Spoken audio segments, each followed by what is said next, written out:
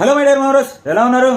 మొత్తానికి మండే వచ్చేసింది మా బ్రో. ఏం చేస్తాం, సండే అయిపోయింది. ఇంకా సర్లే ల్యాప్టాప్ తీ. ఇంకా ఎట్లా కొట్టా ఈ వీక్ కూడా అలా ఆడిచ్చేద్దాం.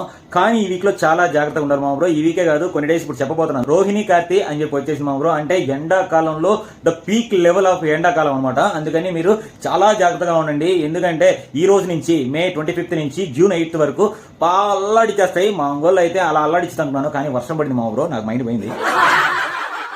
ఏదో అర్థం కాలేదు. కానీ మధ్యాహ్నం నుంచి మొదలైంది మా బ్రో. అసలు ఎండ మండిపోతుంది. ఇలాగే మీ ఊర్లో కూడా ఇంతే ఎండ. దీనికన్నా దగ్గర దగ్గర ఎనలిస్టులు అన్ని చెప్పడం, న్యూస్లో రావడం చూస్తే 47కి రీచ్ అయ్యేటట్టుంది. అందుకని చాలా జాగ్రత్తగా ఉండండి.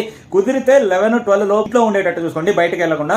ఇంకా సాయంత్రం కూడా ఒక 5-6 మాక్సిమం 6 తర్వాత తిరగండి. ఎందుకంటే హీట్ వేవ్స్ వస్తుంటాయి.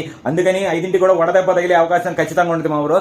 అందుకని చెప్తున్నాను, మీరందరూ నా మాటని గమనిస్తారు, వింటారు అని మీకోసం చెప్తున్నాను మా బ్రో. ఇంకా డీహైడ్రేట్ అవ్వకుండా జ్యూసులు, కోకోనట్ వాటర్, ఓఆర్ఎస్, అంటే మళ్ళీ లిక్విడ్ ఓఆర్ఎస్ కాదు, మెడికల్ షాపులు ఉంటాయి ఓఆర్ఎస్, ఆ పౌడర్ తీసుకొని మంచిగా కలుపుకోనండి. అలాగే ఇంకా మీకు అయినా అలవాట్లేదు ఉంటే ఫ్రూట్స్ ఖచ్చితంగా తినండి. ఏమేంటి తిన్నారు? మరి మామిడికాయలు తినారు, జాగ్రత్త. ఇంకేం తినాలన్నా అవి కాకుండా మామిడికాయలతో వాటర్ మిలాను, మంచి వాటర్ కంటెంట్ ఉండే కర్బూజాలు, ఇలాంటివి ట్రై చేయండి మా బ్రో. మీరు మాత్రం హైడ్రేటెడ్ గా ఉండడానికి ట్రై చేయండి. ఎక్కువ వాటర్ తీసుకోవడానికి మాత్రం ఖచ్చితంగా ట్రై చేయండి.